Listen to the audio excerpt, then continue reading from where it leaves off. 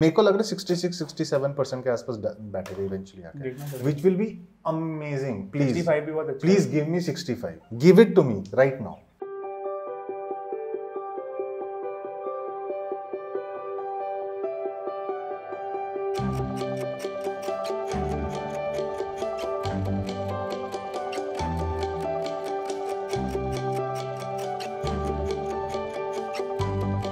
अनिर्बान, तुम काम करते रहना चाहते हो?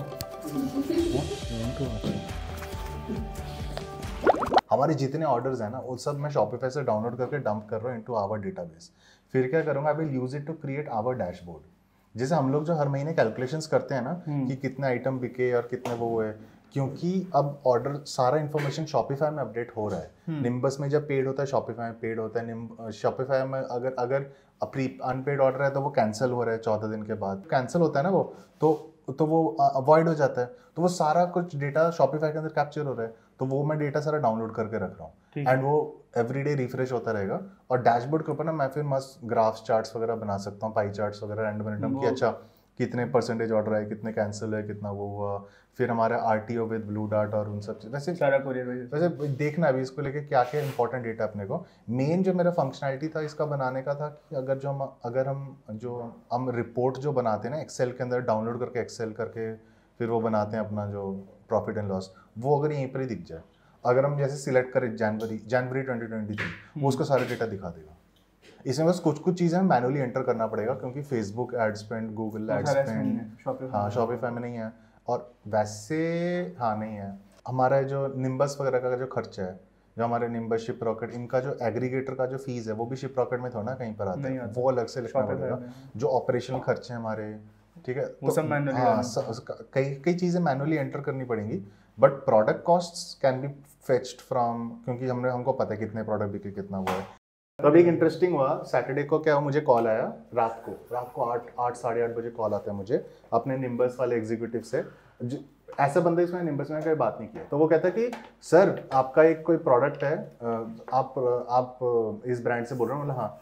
तो कहते हैं कि सर आपका ना प्रोडक्ट डिलीवर करने गया था हमारा ब्लू डार्ट से डिलीवरी बंदा, उसको पुलिस वाले ने रख लिया। Can you just remind me again why I'm being arrested? मैं सोचा कि अब क्या करें, फिर मैं बोला कि तो छुड़वा दो उसको, क्या करना है, मतलब मैंने क्या किया यहाँ पे, और कोई महाराष्ट्र का केस है, ठीक है। तो फिर मेरे को लगा कि अब कैसे करना है, तो फिर उन्होंने बोला कि ब्लू डार्ट वाले भी लाइन पे है। तो ब्लू डार्ट वाले कहते हैं सर आपका प्रोडक्ट भेजा था तो आपको बात करनी पड़ेगी, ठीक है। मैं बोला ठीक है बात करते हैं।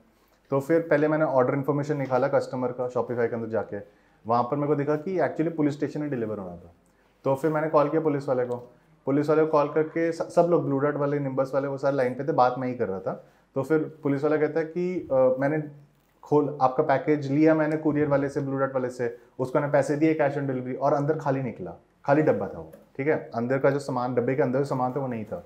अब वो सच बोल रहा है झूठ बोल रहा है मुझे नहीं पता, ठीक है। बट उस समय सिचुएशन वॉज क्रिटिकल, क्योंकि पुलिस वाले ने जो डिलीवरी कुरियर वाला बंदा है उसका बाइक की चाबी रख ली, उसका फ़ोन रख लिया और उसको पुलिस थाने में रख दिया था। और कुछ घंटों तक चल रहा था ये ड्रामा। उसके बाद मुझे फ़ोन आया था। तो फिर मेरा पहला रिएक्शन देते कि क्या है क्या ये, मतलब अरे कुछ गलती है, अगर खाली भी आया भी हो तुमको रिफंड मिल जाएगा, तुमको हम रीशिप कर देंगे, कि तुम बंदे को, डिलीवरी वाले को क्यों वो कर रहे हो, कोई लॉजिक कुछ मतलब। तो फिर उसके बाद मैंने वही समझाया कि मैं बोला कि सॉरी हमारे से गलती हुई होगी, आप प्लीज़ इसको जाने दीजिए, हम आपको रिफंड कर देते हैं, और अगर आपको चाहिए हम आपको सामान भिजवा भी देंगे, रीशिप भी कर देंगे इसको, ठीक है, कोई दिक्कत नहीं है। तो उसने इवेंचुअली वो कर दिया। बट फिर भी मतलब जो होता है ना कि एक आधे घंटे का पूरा ड्रामा चल रहा था कि ये हो क्या रहा है एक ऑर्डर को लेकर। तो हमने डिसाइड किया, जो एक सॉफ्टवेयर मैंने बनाया इसमें हम फ्लैगिंग वगैरह करते हैं कि कौन सा एड्रेस करने के लिए, उसमें फ्लैग अंडरस्कोर पुलिस भी डाल दिया मैंने।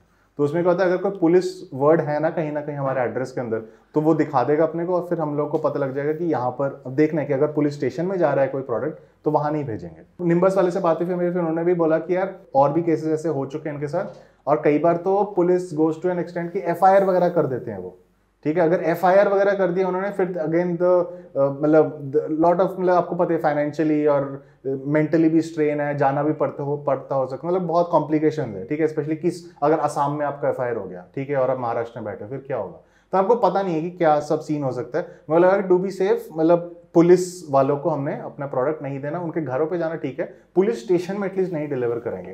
तो अब जो डिलीवरी बॉयज हैं तो उनका जो वो एटलीस्ट अपने काम करते रह सकते हैं। मेरे को अब आरटीओ का प्रोसेस बताओ A to Z कि जैसे आपका कोई आरटीओ आया, ठीक है ना, उसको लेके फिर क्या होता है उस डब्बे के साथ, क्या सब चेक्स होते हैं और उसके बाद भी आरटीओ अप्रूव में जाने से पहले तक? तो वो पूरा टेप वेप खोल करके पूरा चेक करेंगे, अंदर खोल के पूरा चेक करेंगे प्रोडक्ट है कि नहीं। अगर उसमें स्टिकर विकर कुछ प्रॉब्लम है तो फिर उसमें स्टिकर चेंज कर लेंगे। जैसे मान लो उसमें 01 की है कि 03 है, तो या तो उसमें 03 डाल दो या फिर उसमें 01 का स्टिकर लगाओ, अगर ऐसा मिसमैच है तो। जो भी वेस्ट निकल के आ रहा है अपना, जो भी डब्बे कोई खराब होते हैं, कोई खराब या टेप जो वेस्ट आ रहा है, whatever waste is being done, stickers के जो शीट्स होते हैं जो खाली हो जाते हैं, वो सब कहाँ कलेक्ट हो रहे हैं, वो सब कैसे करके डिस्पोज ऑफ हो रही है? वो तो सारे वो बॉक्स में डाल करके साइड में रख देते हैं, स्टेयर्स के साइड में। हाँ, सो सबसे पहला डब्बा हाथ में आया, स्क्रैच स्टिकर, वो ब्लैक पेन जो है ना ऐसे करके रख लेना आरटीओ टेबल पे 3-4, वो करते रहेंगे और बैकअप भी रख लेना 3-4 क्योंकि इंक जाता रहेगा। स्क्रैच स्टिकर हो गया। फिर जो डब्बा है हमारा, उसका हम सेंटर वाला जो एरिया, जो स्लिट होता है एरिया, उससे कटर से खोलेंगे, ठीक है। कटर ऑर्डर करने, 2-3 ऑर्डर कर दो, यूज कटर से उसने ऐसे करके निकाल लिया, एंड कटर यूज करके फिर होगा पील ऑफ लेबल। फिर उसके बाद है अपना, क्योंकि अगर कट हो गया तो लेबल निकालना भी इजी है, क्योंकि टेप वेप कट चुका है तो लेबल भी ऐसे करके निकल के आ जाएगा। तो शिपेबल और नो, अगर नो है तो वेस्ट थ्रो कर दिया बाहर, ठीक है। समझ रहे हो, हर एक छोटी छोटी चीज डिफाइन करनी है। एंड क्या होगा, जब तुम ट्रेन भी करोगे ना, you will go through 20 iterations. उनको बोलोगे कि अच्छा मैंने आपको 7-8 स्टेप बता दिए, अब आप मेरे सामने करो, और फिर आप ट्रैक रखना उसने कोई स्टेप मिस तो नहीं किया कुछ। This is how systems are built, छोटी छोटी चीजों के लिए, ठीक है। एटलीस्ट 20 to 30 आइटरेशंस देख लेना उनके, and you will have this list in front of you, ठीक है। अगर वो बोले हाँ जी, क्योंकि हाँ जी सर तो यहाँ पर सबसे कॉमन चीज़ होती है, ठीक है। ये आप सबको भी है भाई, सबको ही है ना। Okay. मैंने क्या किया, मैं अपने प्रोडक्ट की इमेजेस और क्रिएटिव सर्च करने लगे गूगल में, रिवर्स इमेज सर्च, और वैसे भी तो फिर मेरे को दिखा बाकी वेबसाइट्स भी कई यूज़ करे, कुछ ड्रॉप शिपिंग स्टोर्स, कुछ अमेजन की लिस्टिंग्स, और कुछ इवन लाइक इंडिया मार्ट की लिस्टिंग्स। तो ये सारे लोग अपने क्रिएटिव्स यूज़ कर रहे थे, ठीक है। तो मैंने लगा कि ये नहीं अलाउड होना चाहिए, क्योंकि जो चाहे वो डिजिटल वर्क है, ठीक है, बट इट इज स्टिल हमने जो फोटोज लिए हैं, हमने जो फोटोज लेके मॉडिफाई करके कैनवा में बनाए हैं, but these are all our creatives, ये किसी और ने नहीं शूट किया, ठीक है। तो उस चक्कर में मेरे को लगा कि हमें कॉपीराइट का मतलब कुछ नोटिस वगैरह देना चाहिए। बाहर बहुत इजी होता है, बाहर आप बोल सकते हो ये DMCA नोटिस भेज सकते हो इसलिए कि देखो हमारे पास ओरिजिनल फोटो है तो ये आप DMCA नोटिस लो। यहाँ पर इंडिया में क्या होता है, इंडिया में थोड़ा लॉ थोड़ा कॉम्प्लिकेटेड इसको लेके। आपका अगर कोई वर्क, आपके स्पेशली फोटोज और प्रोडक्ट के इमेजेस वगैरह को कॉपीराइट करना है, पहले आपको पैम्फलेट बनाना पड़ता है, उसके अंदर पैम्फलेट, डिजिटल पैम्फलेट, उसके अंदर आपको अपने सारे प्रोडक्ट के इन्फॉर्मेशन विद द फोटोज वगैरह करना होता है, and that is submitted for copyright registration with the government and under the as a literary work. तो एज ए लिटरेरी वर्क अगर वो कॉपीराइट आपका अप्रूव हो जाता है, फिर उसके बाद आपके वो सारे इमेजेस भी अंडर दैट कॉपीराइट आते हैं, और फिर आप सीज एंड डिसीज लेटर वगैरह दे सकते हैं। ये सब हमें कैसे पता लगा, हमने IP lawyer, intellectual property lawyer को सर्च किया, एंड उनसे हमने कॉल किया, उन्होंने कॉल पे अपने को ये सब एक्सप्लेन किया। तो फिर उनके साथ अब बात चल रही है कि अगर अपने को रेगुलरली ये सब चीज़ें करनी हो तो फिर क्या सीन बन सकता है। बट ये जस्ट आप लोगों को इंडिकेशन देता हूँ कि अगर आप भी मेहनत कर रहे हो टुवर्ड्स बिल्डिंग योर ब्रांड, आप अच्छी फोटोग्राफी, अच्छे वीडियोस बना रहे हो, और अचानक से रैंडमली कोई और उसको यूज़ करने लग रहा है, इनफैक्ट कोई एक नहीं मतलब 50 लोग और उस सेम चीज़ को यूज़ करने लग जाते हैं, फिर आप क्या करोगे? फिर आपको ऑब्वियसली अपने प्रोटेक्शन के ऊपर फाइट करना पड़ेगा ना, because if just a few thousand rupees spent in legal matters, है ना, आप एवरी डे अगर 30-40 हज़ार 50 हज़ार रुपए एड्स के ऊपर खर्च रहे हो, और आपके एड्स एक्सपेंसिव हो जा रहे हैं बिकॉज ऑफ दीज पीपल जो आपके क्रिएटिव यूज कर रहे हैं, ठीक है। क्योंकि कोई आपका एड देखता है, फिर वो आपके सर्च करते हैं प्रोडक्ट को गूगल पे, उसको कोई और वेबसाइट मिलती है with that same image and with that same वो वीडियो या व्हाटएवर, तो फिर वो उनसे खरीद लेते हैं क्योंकि उन्होंने सस्ता रखा होगा, क्योंकि वो तो एडवर्टाइजिंग के ऊपर स्पेंड नहीं कर रहे, स्पेंड आप कर रहे हो। तो इसकी वजह से rather than do that, a few thousand rupees खर्च दें लीगल फीस, जिससे आप उसको ढंग से करो। और एक तो क्या होगा, जब आप ये करने लग जाओगे ना, मार्केट में फैल जाता है कि यार ये बंदे हैं, ये कॉपीराइट वगैरह करते हैं, इनका सामान नहीं हमने लेना, ठीक है। तो फिर ये आप ख्याल रखो कि there are ways of doing this. इसको लेके मैं डिटेल में आपको ऑब्वियसली नहीं बता सकता, हर बंदे का अलग अलग रहेगा। आप लोगों ने बेसिक आइडिया दे दिया। आप इंटेलेक्चुअल प्रॉपर्टी लॉयर सर्च करो और आप उनसे कॉल बुक कराओ, ठीक है। सारे कितने 500 रुपए का कॉल होता है, 500 रुपीज। कई लोग तो फ्री में कॉल कर लेते हैं। अगर आप लोकल किसी लॉयर को जानते हो, उनसे जो आईपी में डील करते हो, उनसे बात कर लो।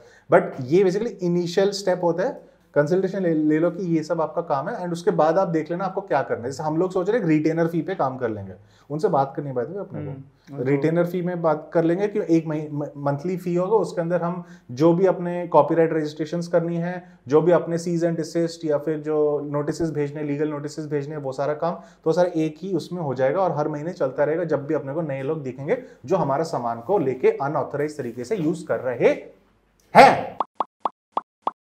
नॉर्मल फोन चल रहा है, व्हाट्सएप नहीं चल रहा बस। नहीं, नेट नहीं चल रहा, और वो भी फोन कनेक्शन भी काफी खराब है। गाइस देखो ये सब चीजें भी होती हैं, problems, something beyond our control. क्या कर सकते हो, है ना। ये सब तो तुम सोच भी नहीं सकते ये सब होगा, लेकिन अफेक्ट होता है। फोन नेटवर्क नहीं चल रहा, मोबाइल इंटरनेट नहीं चल रहा, हम कैसे काम करें। लाइक आप लोगों के लिए बहुत ईजी है, बैग्स पैक किया चले गए। हमको यहाँ का कॉन्ट्रैक्ट, वहाँ का कॉन्ट्रैक्ट, इन्वेंट्री, ये सारा सामान घर पर तो पूरा ही सेट है, घर का सारा फर्नीचर, सामान, सब कुछ। ट्रक, मैं सोच रहा था कि अगर करना है, वैसे कर तो सकते हो। देखो मूवर्स एंड पैकर्स ले आए, यहाँ से सारा सामान पैक करा लिया फैक्ट्री से, एंड फिर उसको बोला कि तुम ट्रक को वहाँ जहाँ भी हम जा रहे हैं वहाँ पहुँचा दो, वहाँ फिर से शुरू कर सकते हैं। बट मैं भी सोच रहा था कि if this is something that will blow away in a few days, फिर तो हम बेवकूफ हुए ना कि हमने लाइक जो 30 दिन में खत्म होना था हम वैसे ही खत्म तो हो जाएगा। हाँ, खत्म 2-3 दिन में नॉर्मल हो जाएगा। आई थिंक सो या। बट उन्होंने बाय द वे चंडीगढ़ में सेक्शन 144 लगा दिया। यस, हाँ वही फॉर 60 डेज। आप इतने टाइम से आपको कभी वेज खाने का मन नहीं किया कि मैं कोई सब्जी खा लूं गलती से?